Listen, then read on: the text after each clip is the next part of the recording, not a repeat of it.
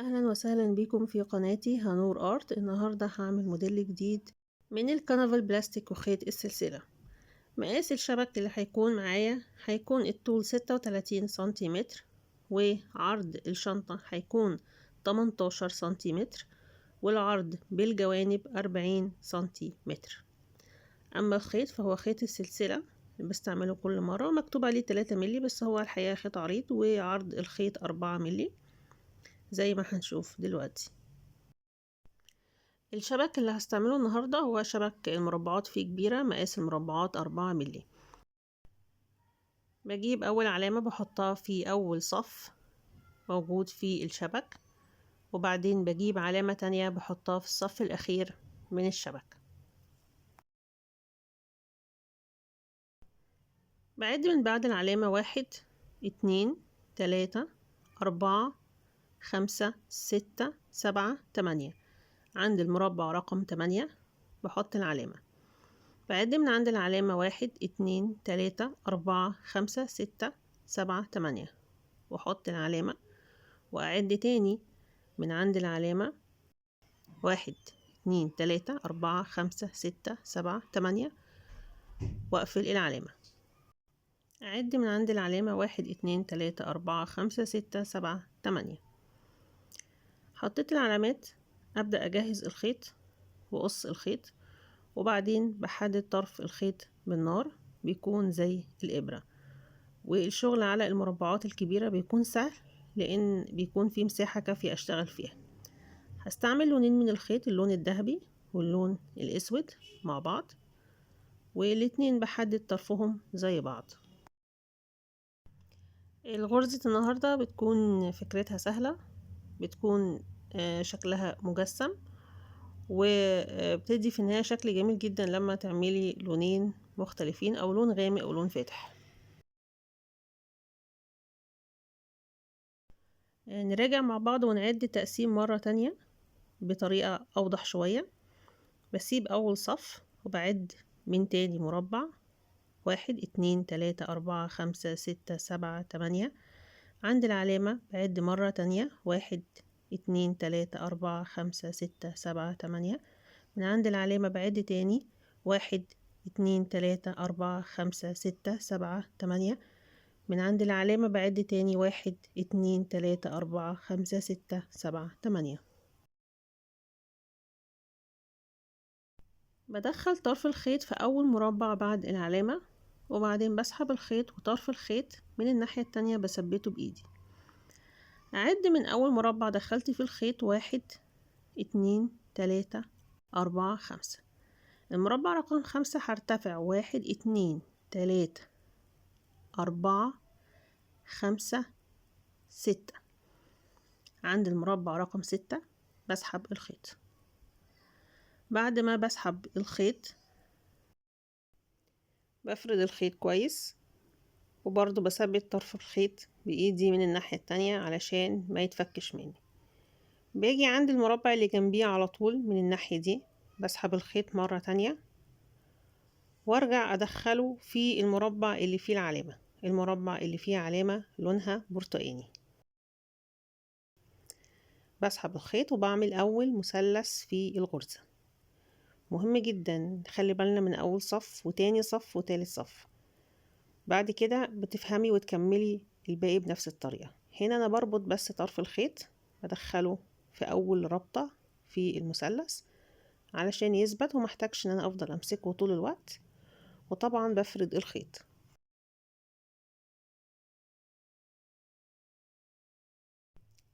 هعد برضو من اول علامة 1 2 3 4 5. عند المربع رقم 5 هعد 6 مربعات او 6 فراغات، يبقى برتفع 6 فراغات وبسحب الخيط.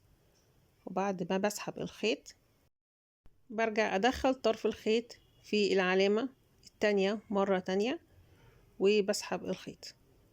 بعد ما سحبت الخيط وفردت الخيط هجيب طرف الخيط وادخله في تاني مربع في قمة المثلث من فوق في المربع ده. شايفين؟ بسحب الخيط وبدخل طرف الخيط في العلامة اللي لونها أصفر، العلامة التالتة، وبيتكون عندي شكل مثلث بالطريقة دي، وبكمل الصف بنفس الطريقة وبعد بنفس الأرقام.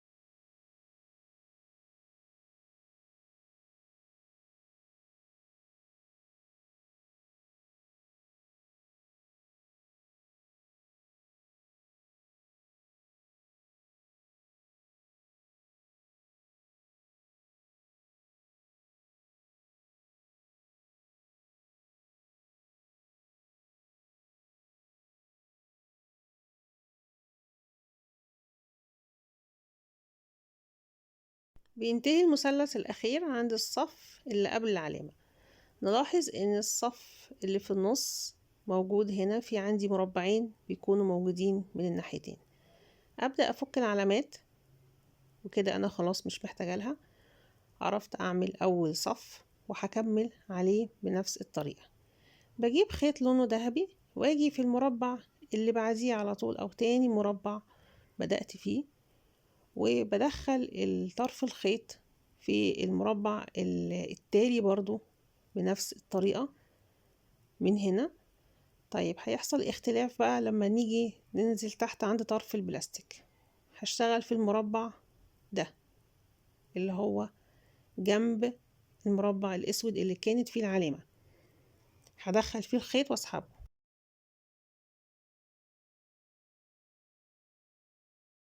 بفرد الخيط بعد كل غرزة، واجي من الناحية التانية بدخل طرف الخيط واعديه من تحت الغرز، وارجع اكمل الغرز بنفس الشكل والترتيب اللي انا اشتغلت بيه. يبقى الصف التاني هيكون من فوق شبه الصف الاول، اما من تحت هيكون في تاني مربع بعد زاوية المثلث. وبيعدي طرف الخيط تحت اول غرزة، وبعدين بيكمل بنفس الطريقة زي ما احنا شايفين دلوقتي.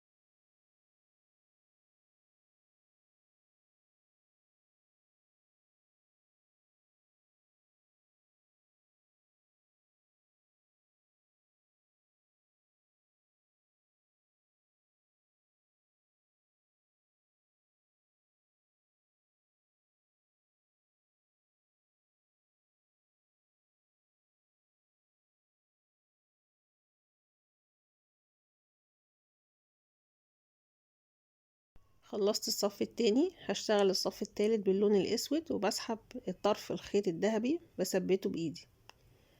برضو من فوق هيكمل بنفس الطريقة. الاختلاف هيكون في تحت المثلث، هيكون ليه دخلة مختلفة، بس بداية من الصف التالت والصفوف اللي بعد كده كلها هتتشابه بنفس الطريقة.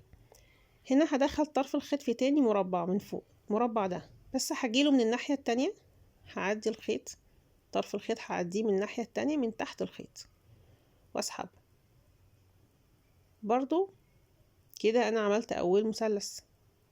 طيب تاني مثلث هدخل منين؟ برضو من تاني مربع من هنا، من بعد زاوية المثلث، هعديه من تحت الخيط واكمل تاني مثلث وتالت مثلث وهكذا بنفس الطريقة.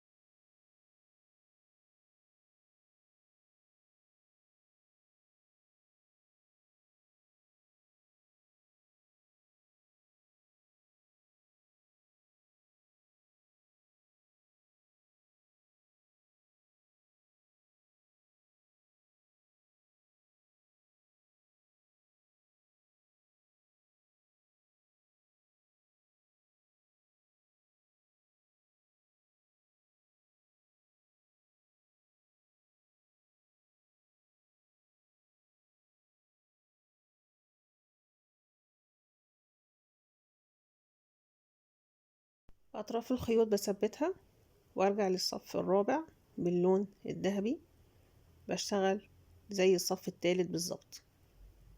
من فوق بيكون اطراف الخيوط بتدخل بنفس الطريقة. باجي هنا ادخل بقى عند المربع الثالث، المربع رقم 3، وبسحب الخيط وبيكون داخل تحت الخيوط. هاجي من الناحية التانية برضو المربع الثالث، شايفين تحت الخيط بسحبه، وبعدين بكمل الصف بنفس الطريقة. كل الصفوف اللي بعد كده هتمشي بنفس الترتيب، وحوريكم من الناحية التانية دخلة الخيط بتكون ازاي. شايفين ده اول صف، وده تاني صف، وده التالت.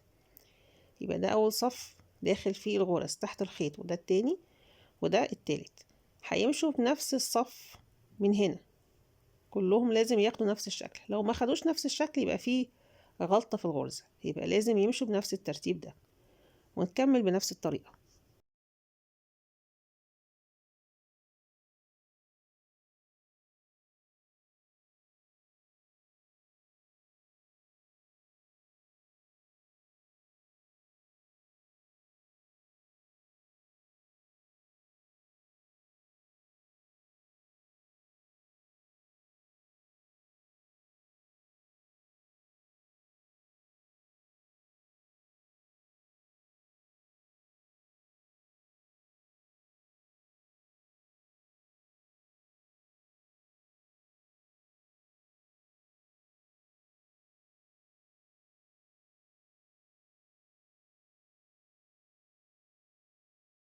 كده انتهت الغرز الأساسية.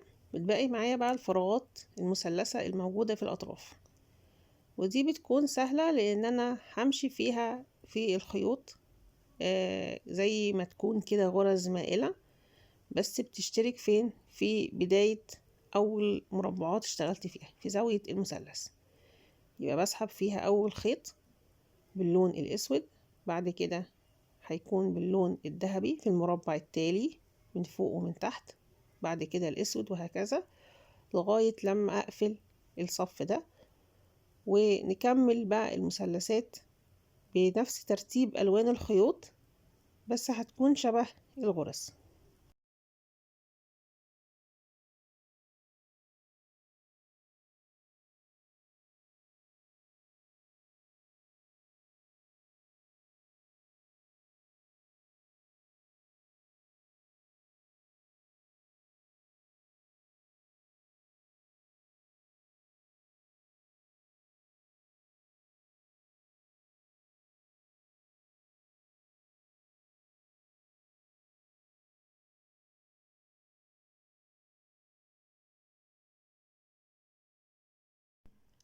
همشي بنفس طريقة الغرز، بس هدخل طرف الخيط الأسود في أول مربع موجود في زاوية المثلث بالشكل ده، وبفرد الخيط.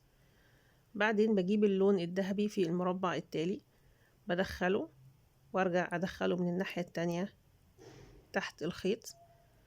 وزي ما وضحت في البداية ان الخيط من جوه هيمشي بترتيب معين تحت الخيوط، ولو انا فهمته هكمل بنفس الطريقة.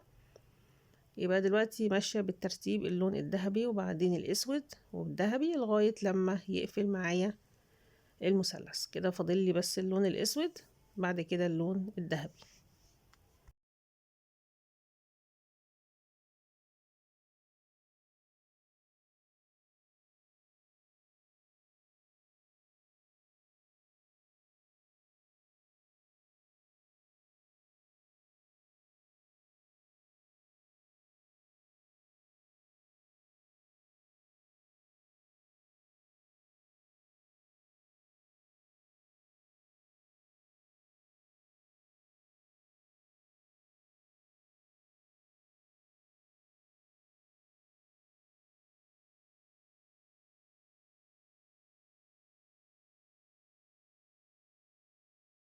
المربع الأخير الموجود في النص هدخل فيه طرف الخيط باللون الذهبي.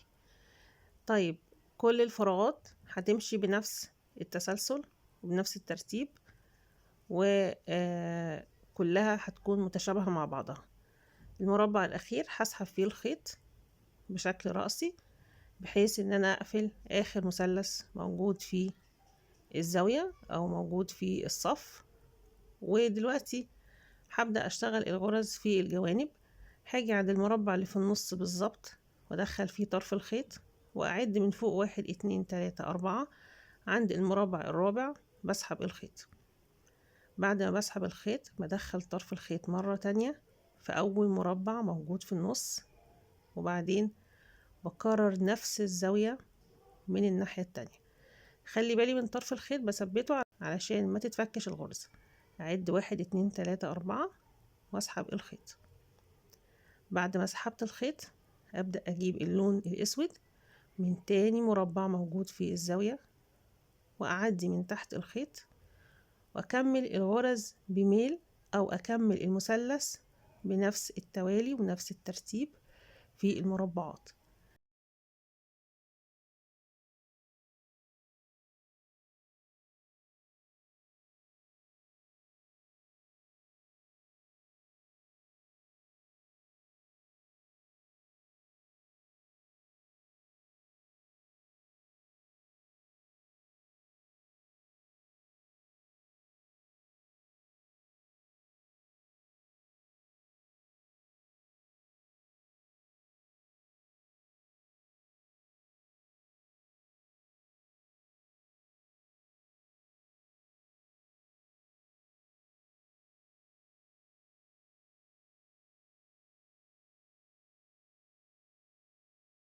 احتاج اربط اطراف الخيوط مع بعضها واثبتها علشان اعرف اكمل الغرز من غير ما تتفك مني.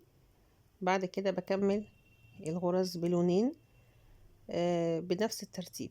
يعني هنا داخلة في المربع التاني وبعديه من تحت الخيط الاسود، بعد كده بدخله في المربع الموجود في الجوانب المربع التالي على طول، وبكملها بنفس الشكل بحيث تكون الغرز متداخلة مع بعضها.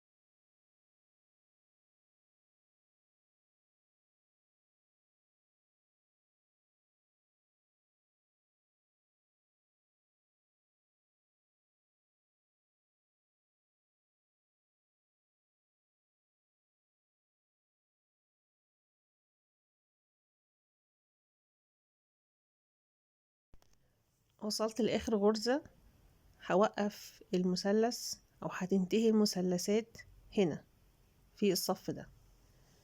انا محتاجة ان الصف الموجود فيه جوانب الشنطة يكون فاضي، لان انا هشتغل فيه غرزة مختلفة، فهتنتهي عندي الغرز في الصف ده. هنا دايما براجع وبتأكد ان هما ماشيين بنفس الترتيب، وان المربعات من النص واخدة نفس الميل.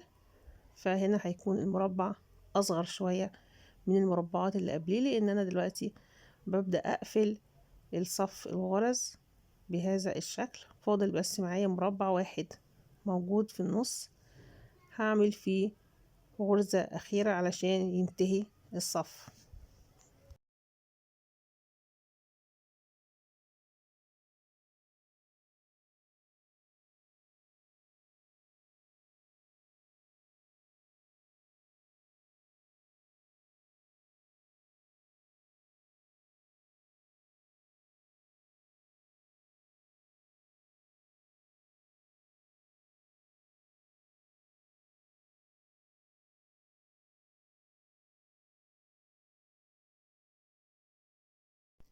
بعد ما بقفل الصف بقص طبعا أطراف الخيوط وبثبتها بالنار، وناخد بالنا ان شكل الشنطة من الناحية التانية الغرز واخدة نفس الترتيب.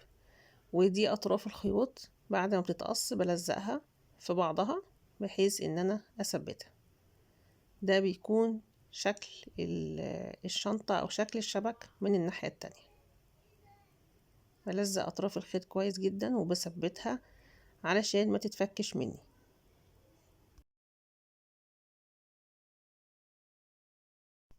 بجيب الحلقة المعدنية وابدأ احدد لها مكان في النص بالظبط، وادخل طرف الخيط في نص البلاستيك.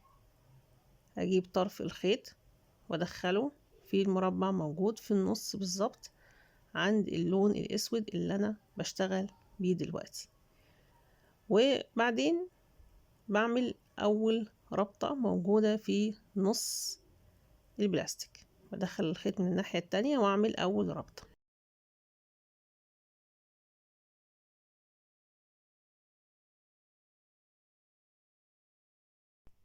هدخل طرف الخيط في المربع موجود في الجوانب، واجي في نفس الصف اسحب الخيط واعمل ربطة تانية للحلقة المعدنية.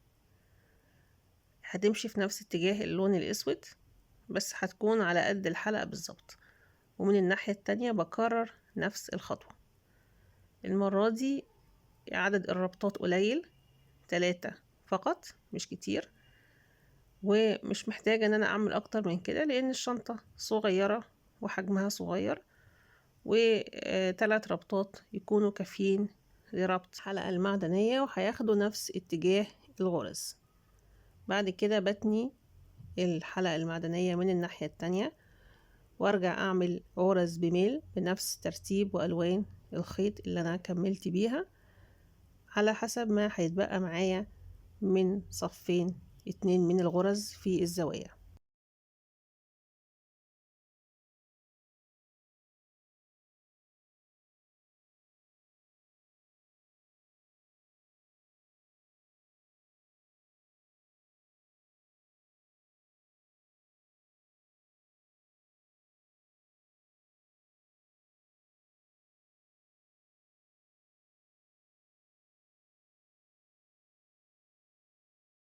بعد ما انتهيت من عمل الغرز هبدأ أدخل طرف الخيط في المربعات الموجودة في الأطراف، وهكرر نفس الخطوات في كل الأطراف البلاستيك اللي هتكون ظاهرة من البلاستيك.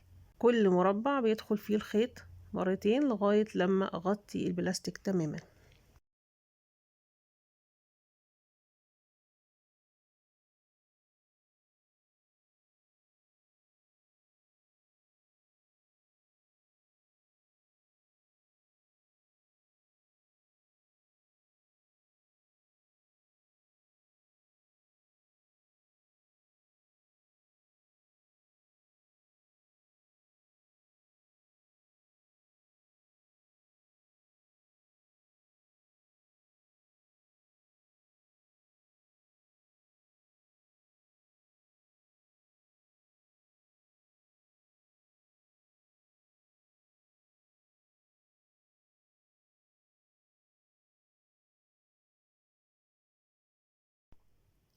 الصف الموجود فيه الجوانب هعمل فيه غرز مائلة على قد المربعين الموجودين عندي أو الفراغات الموجودة عندي. هعمل غرز مائلة بنفس الترتيب. بمرر الخيط من آخر صف انتهت فيه الغرز، وبعدين بدخله في المربع التالي، وبعمل غرز مائلة من الصفين بنفس الشكل، بيكونوا عكس اتجاه الغرز الأساسية.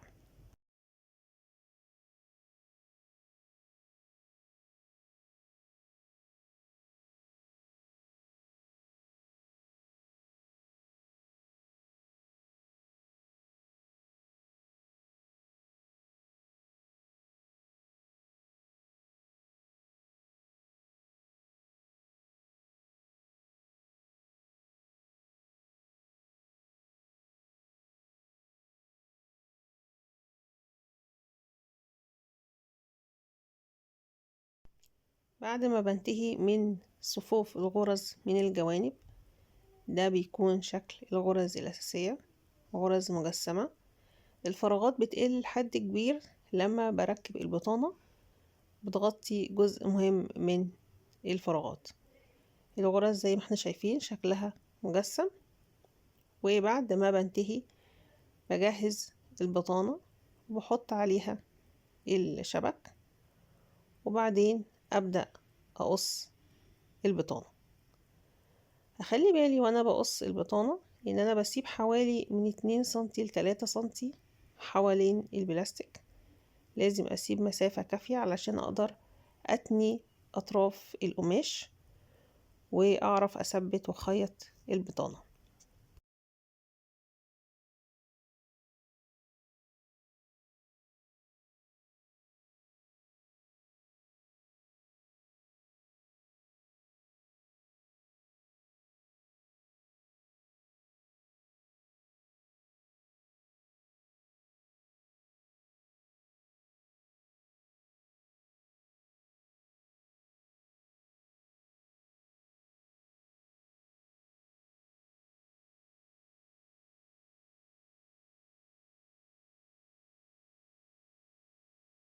بقص جزء صغير جدا عند الزوايا.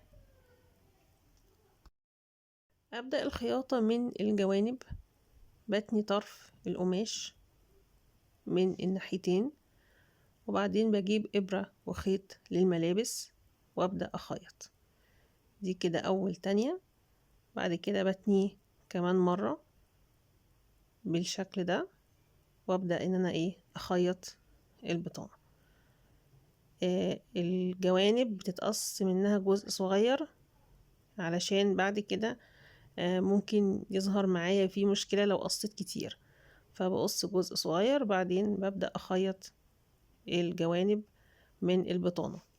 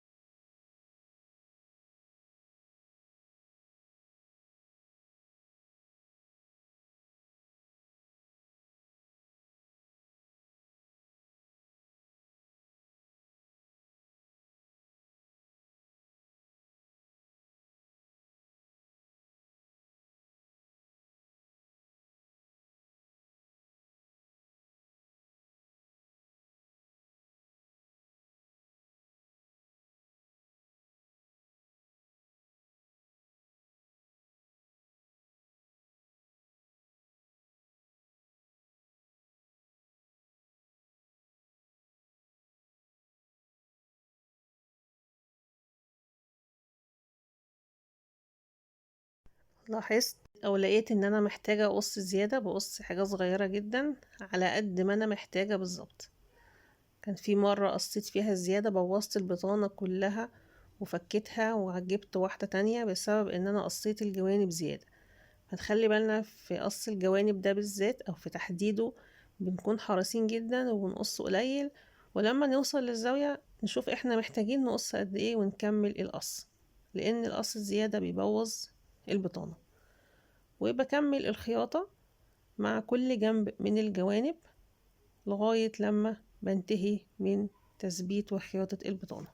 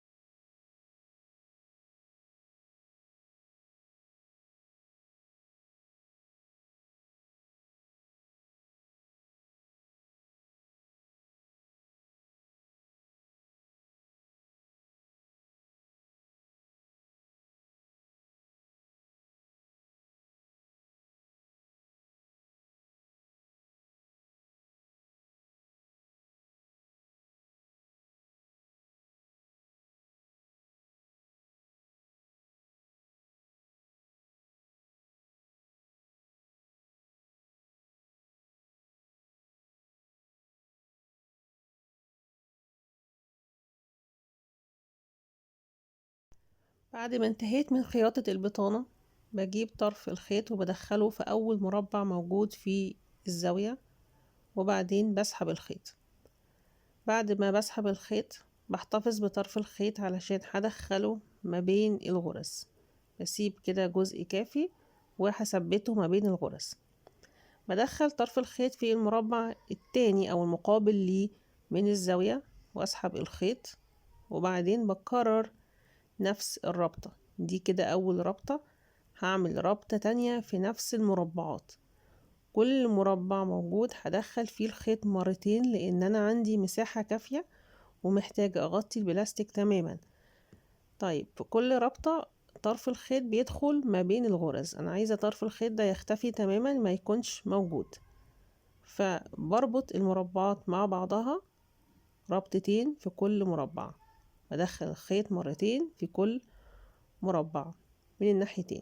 عملت اول ربطة هبدأ اقفل البلاستيك مع بعضه بالشكل ده، واخلي بالي من طرف الخيط بكون محدده له مكان علشان يدخل ما بين الغرز، وابدأ اكمل ربط الغرز من بره.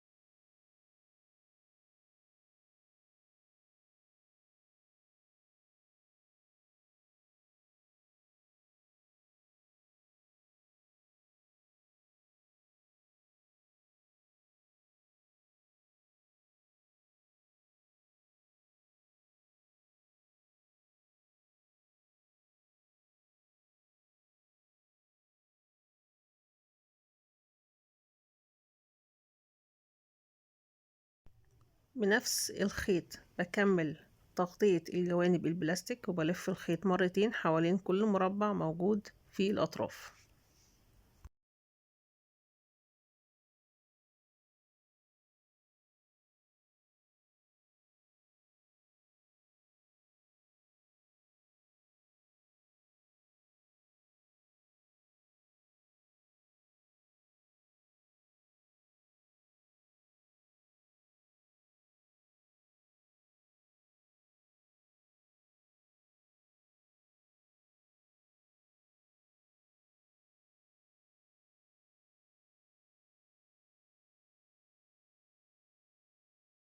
بعد ما وصلت للنهاية لقيت ان البطانة هنا محتاجة تتقص او يتفك الخيط في الجزء ده. كان المفروض اسيب مساحة كافية، ولاحظت ان انا البطانة كانت عندي موجودة بمسافة زيادة شوية عند الاطراف، فكنت محتاجة اقللها شوية. فبعد ما دخلت طرف الخيط في اخر مربع موجود عندي في زاوية البلاستيك، بسحب الخيط وبعدين بقص طرف الخيط. بعد ما قفلت الغرز بالشكل ده هقص طرف الخيط وبلزقه وبثبته تحت البطانة بالشكل ده. بعد ما بلزق طرف الخيط برجع اخيط البطانة بشكل كويس، بحيث ان هي ما تكونش طويلة عن اللازم ولا قصيرة عن اللازم. هقللها بس مسافة قصيرة بحيث ان هي تكون في الاتجاه دوت، ما تبانش من بره الشنطة.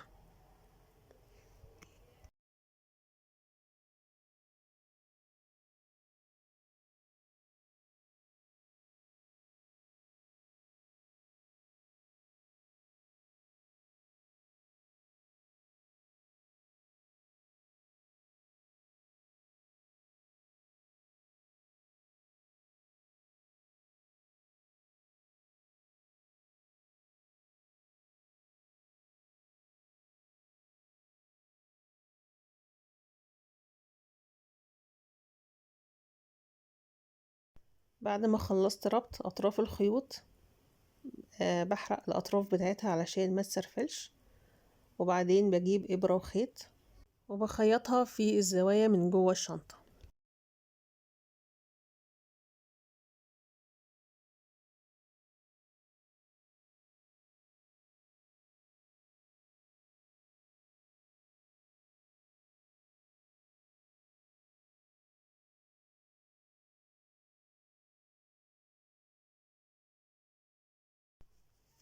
بستعمل ابرة وخيط الملابس، والخيط بيكون اللي انا بستعمله دلوقتي هو لونه اسود، نفس لون خيط السلسلة او مكرمية البوليستر. وبخيط اطراف الخيوط من جوه بحيث ان انا اثبت كل اطراف الخيوط اللي موجودة معايا في الجزء ده من الشنطة.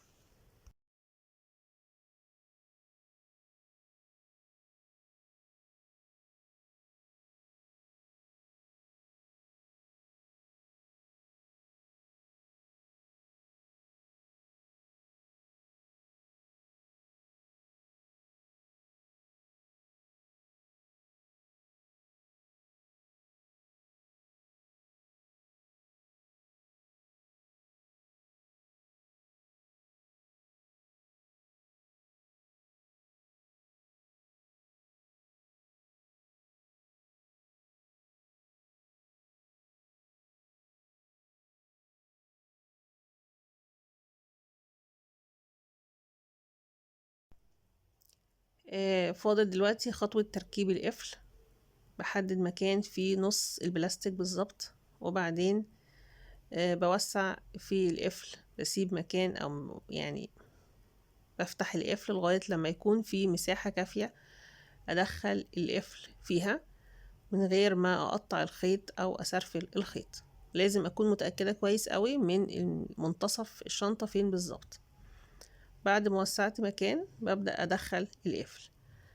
القفل دوت السنون المعدن الموجودة في الجزء التاني من القفل عريضة، علشان كده أنا استعملته مع البلاستيك الكبير اللي هو 4 ملي علشان ما يقطعش البلاستيك. نوع القفل مهم جدا. بتلاحظي أو تخلي بالك من سنون القفل، هل هي ضيقة بتدخل في البلاستيك الصغير ولا الكبير، ممكن تقطع البلاستيك ولا لأ. دي حاجات يعني وانت بتشتري القفل تخلي بالك منها، وتشوفي البلاستيك اللي معاكي هل هيتقطع ولا مش هيتقطع.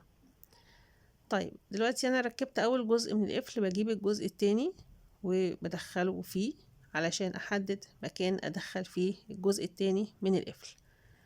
بقفل الشنطة، بشوف كده هل ده المكان المناسب موجود في النص ولا لأ، وبعدين بدخله. مش بثبته دلوقتي، بستنى بعد ما اركب الجزء التاني واقفل الشنطة مرة تانية، وبعدين اثبت الجزء التاني من القفل.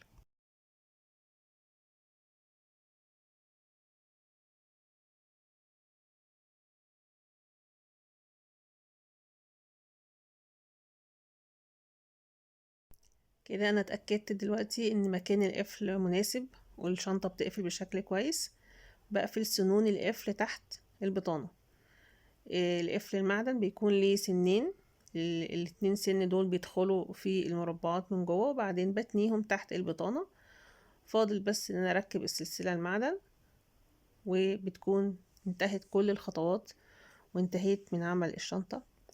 اتمنى يكون الفيديو عجبكم، واتمنى تكتبوا رأيكم في التعليقات، ولو عندكم اسئلة برحب بيها، وبكون مهتمة جدا ان ارد على اسئلتكم. ما تنسوش تعملوا لايك واشتراك في القناة وتفعلوا الجرس علشان يوصل لكم كل جديد، وتابعوني في فيديو جديد وفكرة جديدة ان شاء الله. اشوفكم على خير.